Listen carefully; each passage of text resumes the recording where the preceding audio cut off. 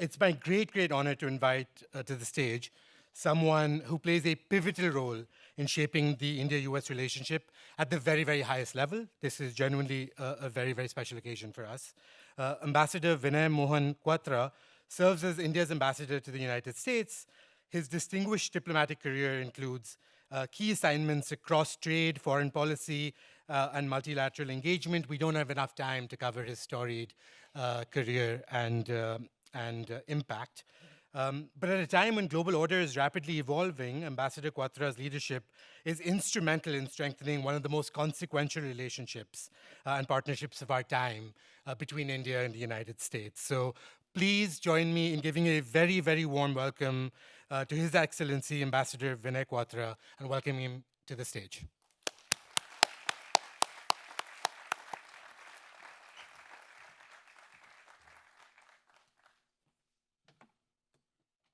Good afternoon, namaskar to all of you, distinguished dignitaries, guests, students, members of the media. Thank you so much for giving me this opportunity to speak to you this afternoon on the India-US defining partnership for the 21st century. Before I do that, I would take this opportunity, take a moment to request all of who are present here this afternoon to please observe just a moment of silence for the 26 innocent civilians who were brutally killed in a terrorist attack in Pahalgam in India on 26th of April. Just a moment of silence for me in their memory, please. Thank you.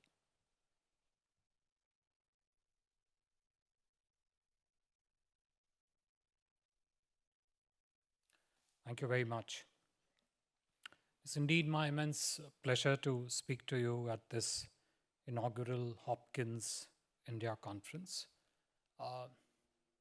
India as a country has had a robust history of collaboration with this institution across multiple disciplines. Medicine, of course, public health, engineering, data science. The collaboration that various institutions in India have had with Johns Hopkins reflects our shared commitment and priority to address global challenges, combining the scholarship and excellence expertise of this institution with India's talent and scale.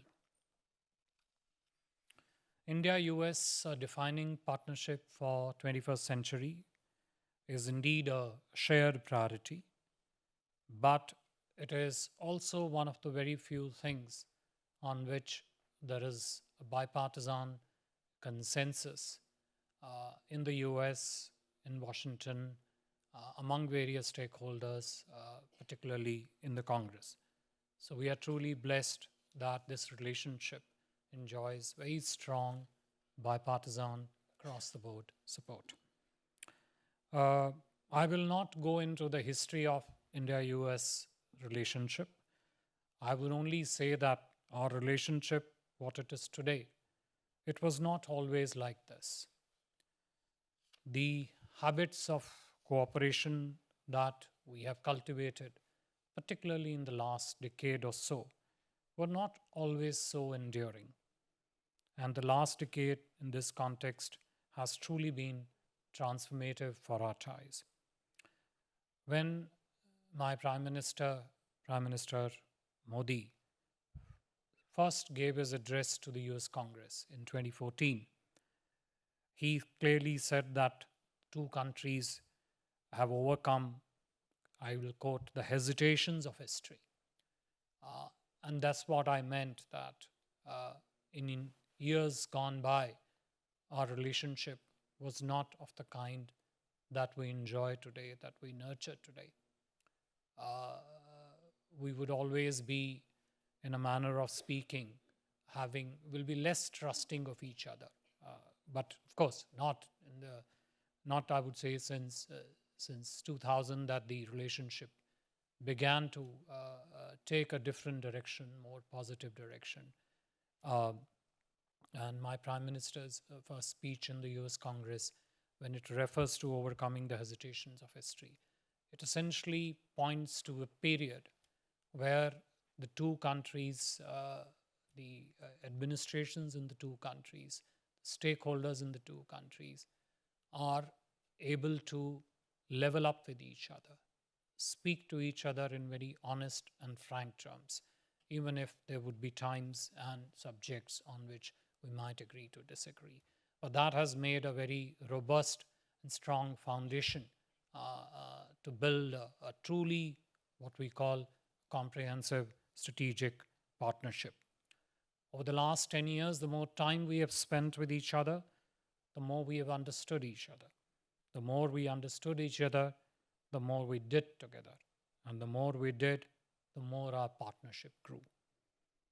In a world of flux, which we are all experiencing around us, our two countries have forged a genuine, truly genuine, comprehensive strategic partnership.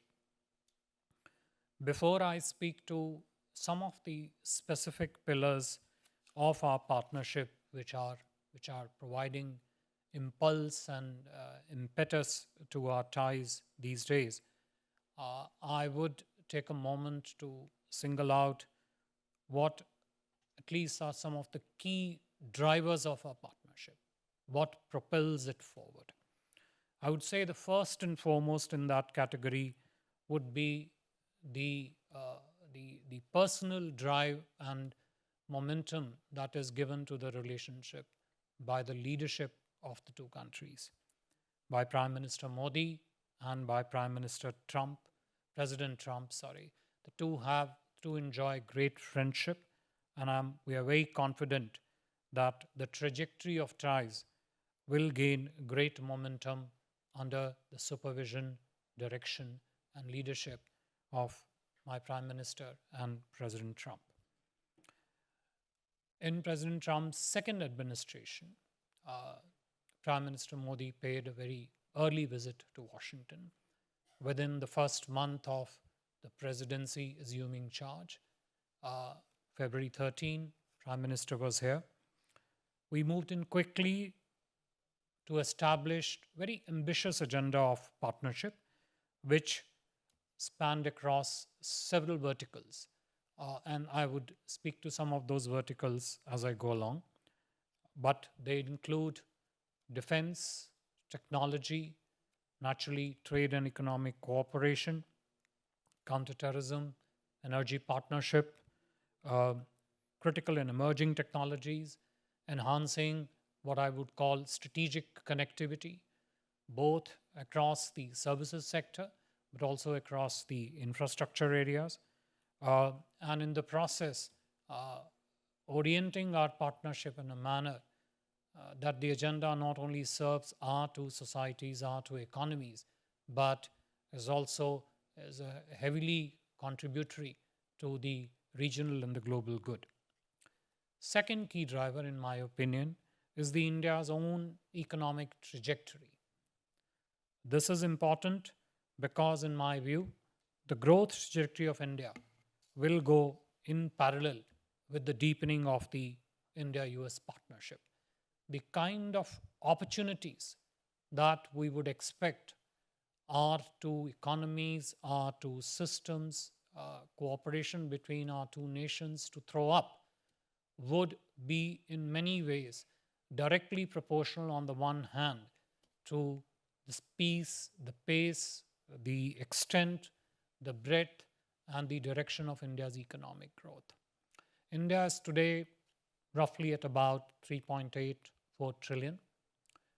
Objective is to touch about 7.5, 8 trillion by the end of this decade. As 4 trillion, we are, of course, a fraction of the US size of the economy. Alongside this GDP growth jump from 3.8 to expected about 7.5 to 8 by the end of this decade, there is also strong growth in 5 or 6 specific subsectors, which is again directly related to the growth in the partnership. So one of them is a capital growth, for example, naturally very essential for India's rapid growth. Credit growth within our required for a strongly growing economy. Consumption growth, which then drives, puts a very strong impetus to the domestic growth part of our GDP. Industry, talent, and services, in a way growing individually, but also growing as a composite, one feeding into the other. Very strong agricultural sector, very robust digital and the innovation ecosystem, but a digital and an innovation system that prioritizes value creation instead of wealth creation. Precisely because one of the primary objectives of building a robust digital ecosystem and the innovation ecosystem is to be able to fulfill the governance needs of the population. So that gives a very broad base to it, both in terms of the development of digital platforms, but also in terms of building applications on them, which would actually be relevant not just for our society, but which would also open up a very strong template of partnership and cooperation with our global partners, in this particular case, the United States.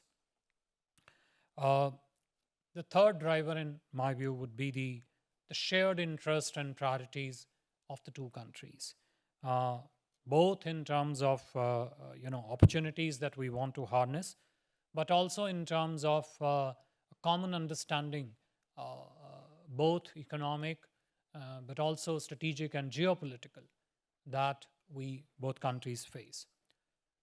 Fourth, and I think a very important a set of drivers, I would say, combining together, would be a very live bridge of people-to-people connect.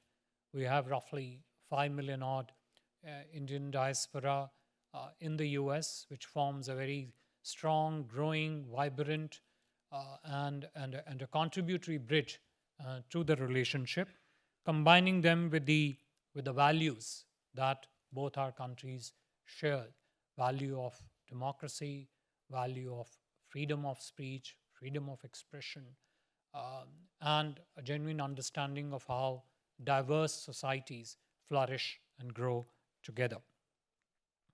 There are, of course, other important drivers in propelling this relationship forward, but I thought I will give a very foundational base of these 4 key drivers. As you, in your own experience, map individual elements of the relationship, you will find each of those elements somewhere drawing a network connect to these 4 drivers in one way or another, in a very purposeful and in a very substantive way. Let me now turn to some of the key aspects of the India-US partnership. I refer to the visit of Prime Minister Modi to Washington in February this year, wherein we crafted a very ambitious agenda for the relationship, which would be able to build on the foundations, layers of the previous relationships that we have built across different administrations. Each administration gives us a foundation on which we build a new foundation with the next administration, and then with the succeeding administrations, every such relationship base has served as a launching pad for the relationship to grow. So the first one on that I would pick up would be the defense and security cooperation. This is one pillar of our cooperation that has truly matured over the years, particularly, I would say, over the last 20 to 25 years. And it has today reached a point of very deep trust and strong reliability, which covers in its ambit not just the trade of defense platform, trading in defense platform, but also a very broad-based deepening of the institutional partnership between the armed forces and the armed systems of the two countries, whether that is joint exercises, logistic support, leading to greater interoperability of the two platforms that the two countries use, naturally intelligence sharing, defense industry ties, and of course, as I said, the trade. Uh, in about 20, 25 years ago, say around 2000, our trade was effectively negligible. Defense trade between the two countries was negligible. In the last about 20, 25 years, our bilateral trade in defense alone has touched about $25 billion, uh, giving a very strong base to partnership through defense procurement. But as I said, our defense cooperation is not just limited to buying and selling of the defense platform.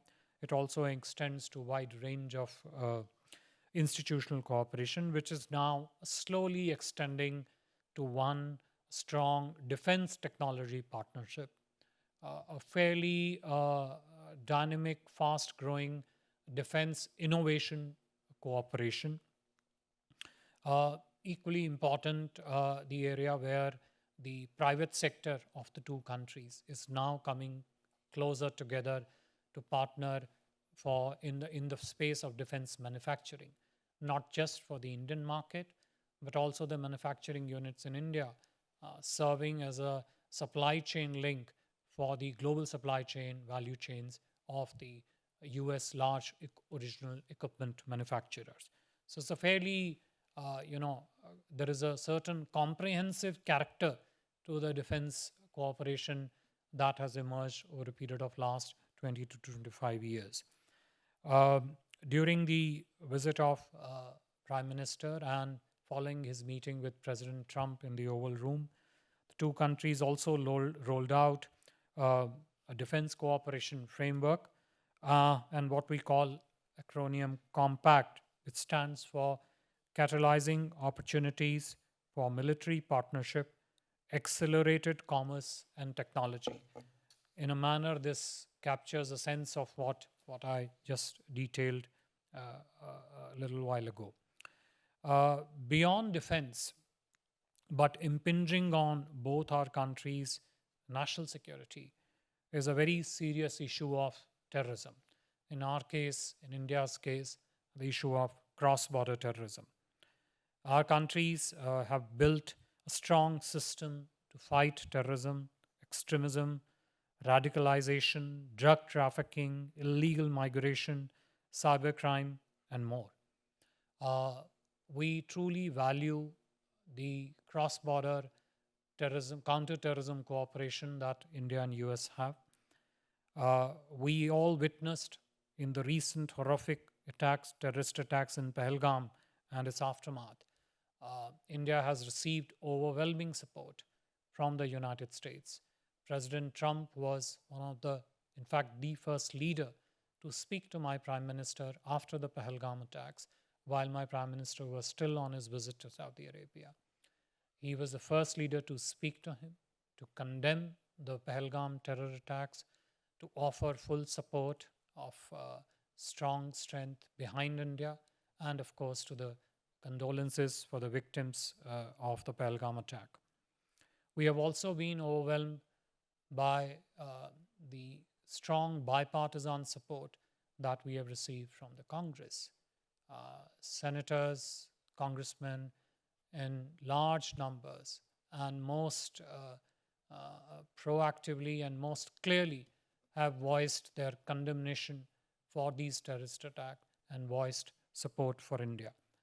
The incidents like the Pahalgam incidents clearly point to the need for India-US partnership to stand up to the terrorism and clearly convey to the world that there would be zero tolerance for such terrorist attack and their backers and their supporters who kill innocent civilians, innocent tourists in this case, in Pahalgam. Two, our energy partnership. This has also been one of the areas of very strong growth and expansion. Value of energy trade has risen quite sharply. Also, its dimensions have increased across the domain.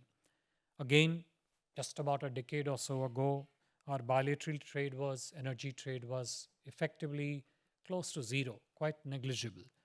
Compared to that, today we stand at about $15 billion just in energy trade. And again, an area of very rapid growth. We are expecting this to increase by at least another $5 to $10 billion in coming years. The question of energy from our perspective, which actually links in very well with our cooperation, is one relating to energy access, reliable energy access, affordable energy access, and two, relating to energy security. And these two things, when you combine in terms of how they relate to India's large needs of India's fast-growing economy, this forms a base for our strong energy partnership, both in the conventional areas of energy, such as oil and gas trade, but also in case of the new and emerging areas of energy partnership, such as renewables, civil nuclear cooperation. We are moving very rapidly to give practical shape to our cooperation in the civil nuclear space. Third, during the Prime Minister's visit, we also launched the initiative which we call as Trust, standing for transforming the relationship utilizing strategic technology. Now, this is a very crucial area and an emerging area of partnership between our two economies, between the technology ecosystems of the two countries, and I would say to a very large extent between the scientific and research institutions between the two countries. And the objective of this particular initiative is to focus on critical emerging technologies across 5 or 6 key areas. So defense is one, artificial intelligence is another, and artificial intelligence not just limited to our cooperation in trying to see if we can shape foundational language learning models together, but also to see whether we can cooperate on the practical aspects of AI, whether they relate to agentic AI, building agents for AI, or building application layers on the foundational layers, which could be either relevant for the diverse economic ecosystem that India has, although it includes a lot of structured and unstructured data, but also to some of the domains, particularly which lend itself to stronger use of artificial intelligence, I would say, for example, pharmaceuticals, auto sector. Semiconductors has been a strong area of cooperation, I would say, in the last 2 to 3 years, considering that India has moved from from pretty much having very incipient kind of semiconductor ecosystem to India now going into building the legacy node fabs of 28 nanometers and above, and also building associated ecosystem for the semiconductor area, whether it's assembly, test, packaging, the memory space, or the design ecosystem that goes along in the semiconductor space. Quantum, still mostly in the research space, biotechnology, energy that I mentioned, and a very robust dynamic cooperation in the field of space. So Trust initiative is a fitting indicator of how we see the future direction of this relationship, which will build on the existing domains of cooperation and lend itself to building a very strong and robust agenda in these areas in the years ahead in our bilateral partnership. A related area, I would say, the fourth area, part of agenda which we thrashed out, was we launched what we call as Indus Innovation Bridge. Links not just to the defense and the security template of our cooperation, but also links to other areas of our economic cooperation. And the central feature of this would be to build industry and academic partnership and link those partnerships to investments, both private sector investments, but also government sector's investments in the field of space, energy, and other emerging technologies that I just mentioned in trust initiatives. So a lot of what we would do in innovation links and networks very neatly to whatever initiatives we design and take under the trust initiatives. This is one space where institutions like Hopkins with cutting edge research can be among the most valuable partners that India seeks, that the institutions in India seek. Beyond these key areas of our bilateral engagement, we are also a very strong partner in some of the regional settings.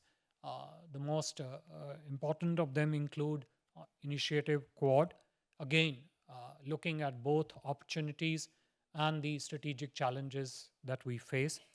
I2U2, basically standing for India, Israel, US, and UAE, and IMEC, India Middle East Economic Corridor.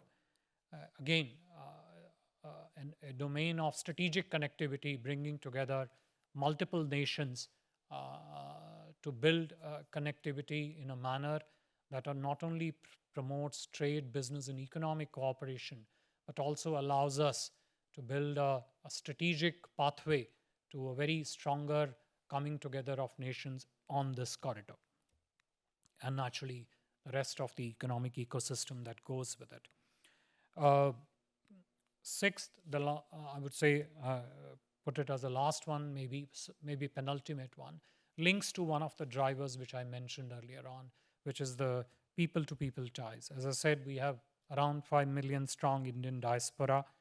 We have close to 350,000 Indian students in the United States. And these form really live examples of the strong bond of friendship between our two countries. But alongside, they are also a force multiplier in the relationship.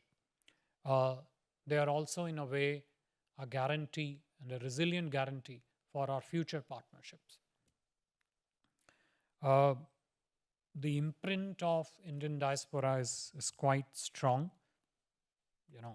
CEOs of Fortune 500 companies, we all know some of the names, they're very popular. Eminent researchers, medical professionals, I'm sure many of you are present here this afternoon, technocrats, the whole, the whole strength of, I would say, the entrepreneurial spirit that the Indian diaspora brings, not just in the business segment, but also on the services sector, some of which I mentioned. Innovation, which they drive both, of course, in the respective professions that they follow in the US, but they also lend a very strong hand to the growth of innovation ecosystem in India. So that's, as I said, is a truly a valuable proposition. But also in the process, framing solutions that are relevant for the rest of the world also. This, I would say, in a way, forms a very, a compact set of 5-6 areas, which if you begin to flesh out, then evolve into a very large individual sets of specific cooperative activities that the two countries and the two systems are able to do. Finally, and of course, I'm talking about trade at the end for a reason. Our economic and trade ties have truly grown tremendously. United States is today's India's largest trading partner. It's the largest capital partner. It's the largest technology partner for India. Our trade currently stands at close to $200 billion. The talent pool that India has and the technology, frontier technology lead that the US has, they complement each other really well. And as our businesses, as our talent tap into these mutual strengths and combine it with robust two-way flows of technology and capital, these three triangulate to create really a very strong business-to-business cooperation realities, I would say. Indian investments also in the US have grown considerably, close to 50 billion. Given that India, as such, is a capital importing nation, this is a considerably strong investment that the Indian companies have made in the US, generating close to 500,000 jobs. And US investments in India are also commensurately very large, with generating a large employment base in India.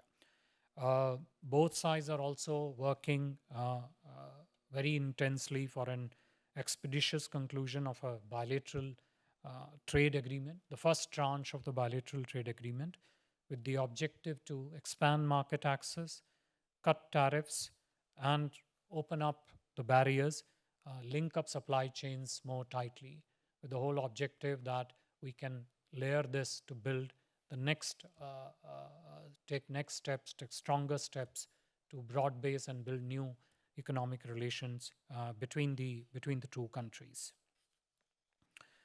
I think if you look at the overall technology capital, robust economic ecosystems of the US, and you look at what India brings to the table, you will find that the two economies are highly complementary. We are not competitive economies, whether it is the services or the manufacturing sector. And I think that provides a very strong value base for our long-term strategic partnership. To wrap up, our relationship is bigger than its pieces. It's a proof what our two nations, diverse yet highly synergetic, comprehensive strategic partners, can achieve together. As we pursue our own interest and strengthen our partnerships on regional and global fronts, we are in a position to do a world of good, not just for ourselves, our two countries, our two economies, our two societies, but also for the rest of the world.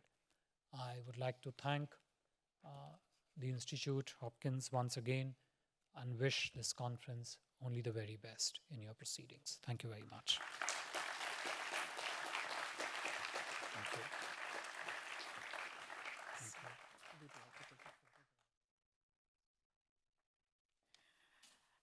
Thank you, Ambassador, for a very powerful reflection on the US-India relationship and laying out the strategic pathways forward.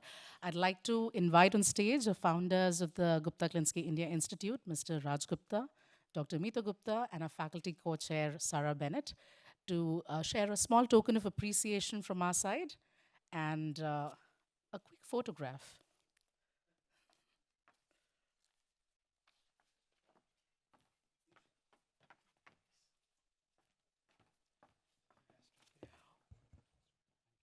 We also have our chair for the advisory board, Alex Triantis, Dean, Carey Business School. I'd invite you to the stage as well.